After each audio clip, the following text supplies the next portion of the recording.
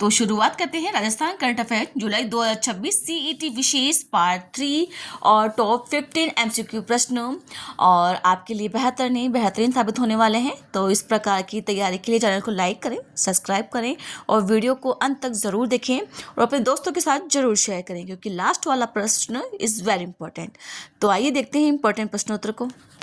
आपको तो पता है ये प्रश्नोत्तर कहाँ से लिए गए हैं, अंतर्राष्ट्रीय क्रोनोलॉजी करंट जीके, इसमें से राजस्थान का प्रादेशिक भाग के प्रश्नोत्तर बनाए गए हैं। आइए देखते हैं इंपॉर्टेंट प्रश्नोत्तर। नंबर 1 है 79वीं सीनियर नेशनल इक्वेटिक्स चैंपियनशिप 2026 कहाँ आयोजित की गई है। नंबर 1 है जयपुर, 2 है अहमदाबाद, 3 भोपाल, 4 दिल्ली। तो उसका आंसर होगा नंबर 2 अहमदाबाद के अंदर 79वीं सीनियर नेशनल यहाँ पे इक्वेटिक्स चैंपियनशिप 2026 का आयोजन हुआ। आइए देखते हैं सेकंड प्रश्न। दक्षिणा जोशी किस शहर की खिलाड़ी है। नंबर 1 है जोधपुर, 2 उदयपुर, सी जयपुर और 4 है कोटा। तो इसका आंसर होगा नंबर 3 जयपुर की खिलाड़ी है कौन सी, दक्षिणा जोशी का। प्रश्न किस प्रकार से भी पूछा जा सकता है तो हर प्रश्न के लिए हम तैयार रहें। आइए देखते हैं अगला इंपॉर्टेंट प्रश्न। दक्षिणा जोशी ने किस स्पर्धा में रजत पदक जीता है। नंबर 1 है 100 मीटर फ्री स्टाइल के अंदर और नंबर 2 है 200 मीटर बटरफ्लाई के अंदर, नंबर 3 है 50 मीटर बैक स्ट्रोक के अंदर, नंबर 4 है 400 मीटर मेडल के अंदर। तो इसका आंसर होगा नंबर 2 200 मीटर बटरफ्लाई के अंदर दक्षिणा जोशी, जिसका संबंध है जयपुर से, उन्होंने रजत पदक जीता है। कौन सी है यहाँ पर, तो 79वीं है यहाँ पर सीनियर नेशनल तैराकी के अंदर। तो आइए देखते हैं इन प्रश्नों की व्याख्या। सीनियर नेशनल तैराकी दक्षिणा ने 2 दशक बाद जीता रजत पदक। 16 से 21 जून 2026 तक अहमदाबाद गुजरात में आयोजित 79वीं सीनियर नेशनल यहाँ पे इक्वेटिक्स चैंपियनशिप में जयपुर की दक्षिणा जोशी ने रजत पदक सिल्वर मेडल जीतकर इतिहास रच दिया गया है।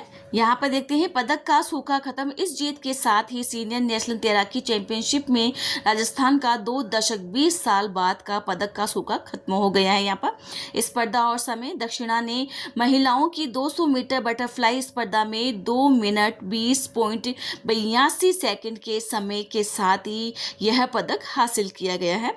पिछला जो रिकॉर्ड है, दक्षिणा से पहले राजस्थान के लिए सृष्टि टंडन ने जयपुर में आयोजित सीनियर नेशनल यहाँ पर चैंपियनशिप में कांस्य पदक जीता था।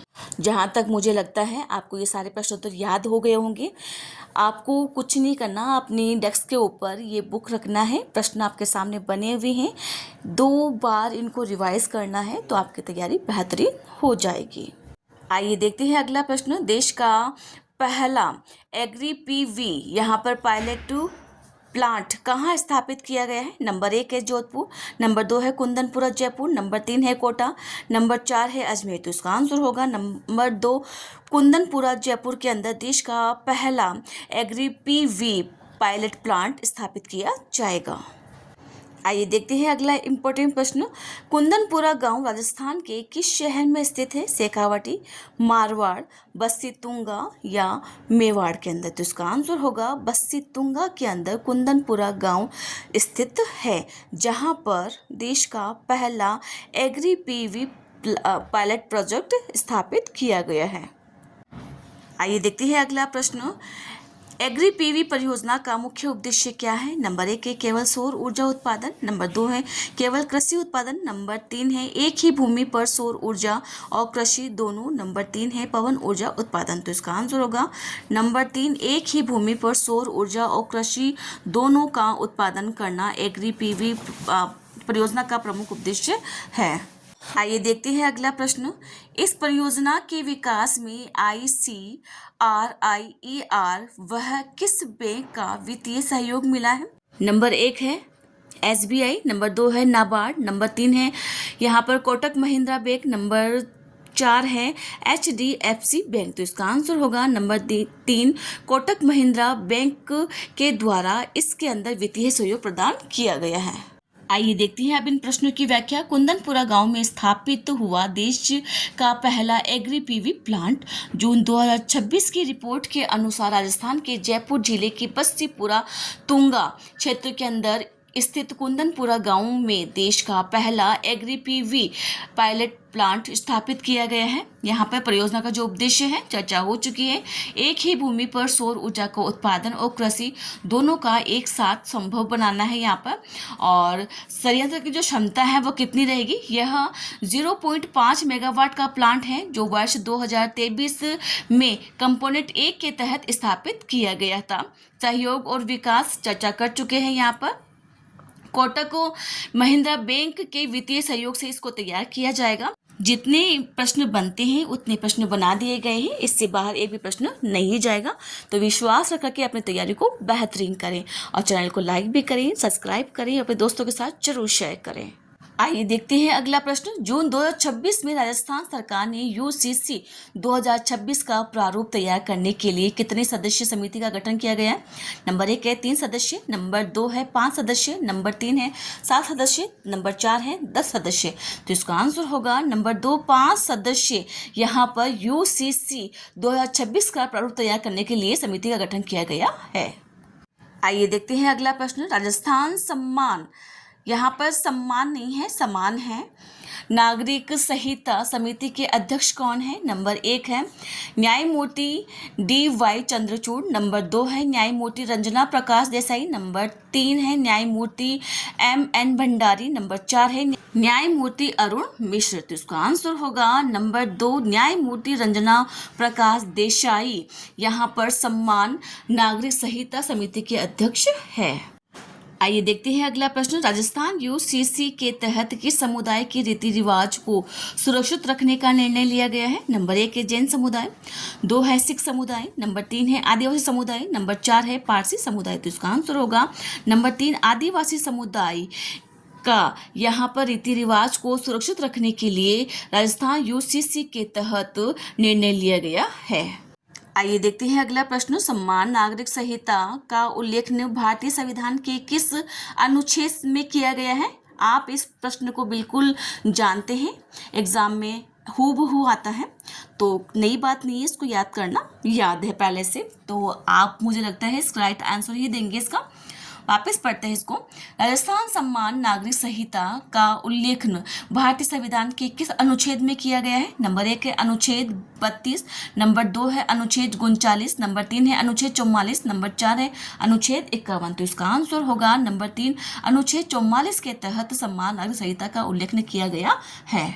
आइए देखते हैं अब इन प्रश्नों की व्याख्या। राजस्थान सम्मान नागरिक संहिता विधेयक के लिए समिति गठित की गई है। जून 2026 में राजस्थान सरकार ने प्रदेश में यूनिफॉर्म सिविल कोड यूसीसी लागू करने के लिए राजस्थान सम्मान नागरिक संहिता 2026 के विधेयक का प्रारूप तैयार करने के लिए 5 सदस्यीय उच्च स्तरीय समिति का गठन किया गया है। चर्चा हो चुकी है। यहाँ पर अध्यक्ष है न्यायमूर्ति रंजना प्रकाश देसाई और आदिवासी समूह के संरक्षण के लिए यहाँ पर इसको लागू किया गया है। और इसके अलावा अगर प्रश्न आएगा तो संवैधानिक प्रावधान, यह कदम संविधान के भाग 4 में वर्णित राज्य के नीति निर्देशक तत्वों के अनुच्छेद 44 के तहत उठाया गया है, जो पूरे राज्य में समान सिविल संहिता लागू करने के निर्देश देता है। इसके अलावा हमें यहाँ पर एक भी शब्द याद नहीं करना और ना ही पूछा जाएगा, जहाँ से पूछा जाएगा वहाँ पर प्रश्न बना दिए गए हैं। आइए देखते हैं अगला प्रश्न। स्वच्छ एवं हरित विद्यालय रेटिंग SHVR 2025-26 के संदर्भ में निम्नलिखित कथन पर विचार कीजिए। नंबर 1 है जून 2026 की रिपोर्ट के अनुसार राजस्थान ने पूरे देश में प्रथम स्थान हासिल किया है। नंबर 2 है इस पहल के तहत राजस्थान प्रदेश के 11 विद्यालयों को राष्ट्रीय स्तर का मेरिट प्रमाण पत्र दिया गया है। नंबर 3 है चयनित इन 11 स्कूलों में से प्रत्येक को यहाँ पर पर्यावरणीय गतिविधियों के लिए 21 लाख रुपए की अतिरिक्त वित्तीय सहायता मिलेगी। तो देखते हैं इसके सही कोड का चयन करना है। नंबर 1 है केवल 1 व 2, नंबर 2 है केवल 2 और 3, नंबर 3 है यहाँ पर केवल 1 और 3, नंबर 4 है यह सभी कथन सत्य हैं। तो इसका आंसर होगा नंबर 2 केवल 2 और 3 कथन ही सत्य हैं। मतलब कि इस पहल के तहत राजस्थान प्रदेश के 11 विद्यालयों को राष्ट्रीय स्तर का मेरिट प्रमाण पत्र दिया गया है और चयनित जो 11 स्कूलों में से प्रत्येक को पर्यावरणीय गतिविधियों के लिए 21 लाख रुपए की अतिरिक्त वित्तीय सहायता मिलेगी। इसका जो पहला ऑप्शन था वह गलत है। 2 और 3 दोनों ही कथन बिल्कुल सही हैं। आइए देखते हैं अगला प्रश्न। स्वच्छ एवं हरित विद्यालय रैंकिंग 2025-26 में राजस्थान के स्कूलों के प्रदर्शन के बारे में निम्नलिखित कथन पर को पढ़िए और सही उत्तर का चयन करना है। यहाँ पर नंबर 1 है बाड़मेर जिले का राज्य की उच्च प्राथमिक विद्यालय खारिया गोगलिया रामसर देश भर में टॉप 10 स्कूलों में शामिल होकर 10वीं रैंक हासिल कर रहा है। नंबर 2 है राष्ट्रीय मेरिट से सम्मानित राजस्थान की 11 विद्यालयों में बाड़मेर जिले की 2 विद्यालय राज्य उच्च प्राथमिक विद्यालय खारिया गोलिया और पीएम श्री केंद्रीय विद्यालय आयुष सेवा स्टेशन उत्तरलाई शामिल हैं। सही कोड का चयन करना है। यहाँ पे नंबर 1 है केवल 1, नंबर 2 है केवल 2, नंबर 3 है 1 व 2 दोनों, नंबर 4 है यह सभी असत्य है। तो इसका आंसर होगा नंबर 3, 1 व 2 दोनों ही कथन सत्य है। बाड़मेर जिले का राजकीय उच्च प्राथमिक विद्यालय खारिया गोगलिया रामसर देश के टॉप 10 स्कूलों में शामिल होकर 10वीं रैंक पर रहा है और राष्ट्रीय मेरिट से सम्मानित राजस्थान के 11वीं जो यहाँ पर विद्यालयों में बाड़मेर जिले के 2 विद्यालय राजकीय उच्च बालिका जो विद्यालय खारिया गोगलिया और पीएम श्री केंद्रीय विद्यालय वायु सेना स्टेशन उत्तरलाई शामिल हैं। तो ये दोनों ही कथन बिल्कुल करेक्ट है। आइए देखते हैं अगला प्रश्न। स्वच्छ एवं हरित विद्यालय रैंकिंग SHVR पहल के संबंध में निम्नलिखित कथन में से कौन सा कथन सत्य है। नंबर 1 है यह भारत सरकार की शिक्षा मंत्रालय की एक महत्वाकांक्षी पहल है। नंबर 2 है यह रैंकिंग वर्ष 2025-26 के लिए जून 2026 में जारी की गई है। सही कथन कोड का चयन करना है। यहाँ पर नंबर 1 है केवल 1, नंबर 2 है केवल 2, नंबर 3 है 1 व 2 दोनों ही सही है, नंबर 3 है यह सभी कथन गलत है। तो इसका आंसर होगा नंबर 3, 1 व 2 दोनों ही कथन सत्य हैं कि यह भारत सरकार की शिक्षा मंत्रालय की एक महत्वाकांक्षी पहल है। यह रैंकिंग वर्ष 2025-26 के लिए जून 2026 में जारी की गई थी। आइए देखते हैं अगला प्रश्न। नीति आयोग की स्कूल शिक्षा प्रणाली रिपोर्ट 2026 में किस अभियान को राज्य की सर्वश्रेष्ठ बेस्ट प्रैक्टिस माना है। नंबर 1 है समग्र शिक्षा अभियान, नंबर 2 है मुख्यमंत्री शिक्षित राजस्थान अभियान MSRA, नंबर 3 है यहाँ पर बेटी बचाओ अभियान, नंबर 4 है यहाँ पर डिजिटल राजस्थान मिशन। तो इसका आंसर होगा नंबर 2 मुख्यमंत्री शिक्षित राजस्थान अभियान को नीति आयोग के द्वारा सर्वश्रेष्ठ बेस्ट प्रैक्टिस माना है। आइए देखते हैं अब इन प्रश्नों की व्याख्या। स्वच्छ एवं हरित विद्यालय रैंकिंग 2025-26 में राजस्थान को देश में 3रा स्थान मिला है। तो यहाँ पे हमें सारा कुछ नहीं पढ़ना है। सबसे इम्पोर्टेंट अगर प्रश्न बनेगा तो कौन सा स्थान यहाँ पर बना है, तो 3रा स्थान बना है। प्रश्न तो यहीं से पूछ लिया जाएगा। और इसके अंदर जून 2026 की रिपोर्ट के अनुसार शिक्षा मंत्रालय भारत सरकार की महत्वाकांक्षी पहल स्वच्छ एवं हरित विद्यालय रैंकिंग 25-26 में राजस्थान ने पूरे देश में 3रा स्थान हासिल किया है। उसमें ऑप्शन था पहले स्थान पर, तो वो क्या था वहां पर गलत था। और 11 विद्यालय को राष्ट्रीय स्तर का मेरिट प्रमाण पत्र दिया गया है। और यहाँ पर खारिया गोगलिया जो स्कूल है टॉप 10 में के अंदर शामिल हुआ है। बाड़मेर का है राजकीय उच्च प्राथमिक विद्यालय खारिया गोगलिया रामसर देश में टॉप 10 स्कूलों में शामिल होकर 10वीं रैंक पर रहा है। बस इसके अलावा हमसे कुछ नहीं पूछने वाले यहाँ पर। फिर भी यहाँ पर देख लेते हैं एक बार। अतिरिक्त वित्तीय सहायता चयनित इन 11 स्कूलों में से प्रत्येक को पर्यावरणीय गतिविधियों के लिए केंद्र सरकार की ओर से 21 लाख रुपए की अतिरिक्त वित्तीय सहायता भी मिलेगी। अब देखते हैं यहाँ पर थोड़ा सा और देख लेते हैं, क्या पता आ जाए यहाँ से। तो कोटा पीएम श्री राजकीय प्राथमिक विद्यालय परलिया की ढाणी और Sophia girls senior secondary school Vallabh Nagar भी इसके अंदर शामिल थी। और कुछ इस प्रकार के यहाँ पर जो अन्य जिले हैं इसके अंदर यहाँ पर इनको भी प्रमाण पत्र मिला है।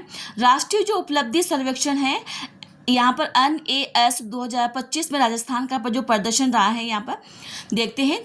हालिया के आंकड़ों के अनुसार राजस्थान के राजकीय विद्यालयों में भाषाई और गणितज्ञ ज्ञान में राष्ट्रीय औसत से बेहतर प्रदर्शन किया है। टॉप 10 में शामिल हैं राजस्थान। कक्षा 3, 6 और 9 के तीनों ग्रेड कैटेगरी के शिक्षक प्रदर्शन में देश के टॉप 10 राज्यों के अंदर शामिल रहा है। तो बच्चों, कैसी लगी आपको ये जानकारी?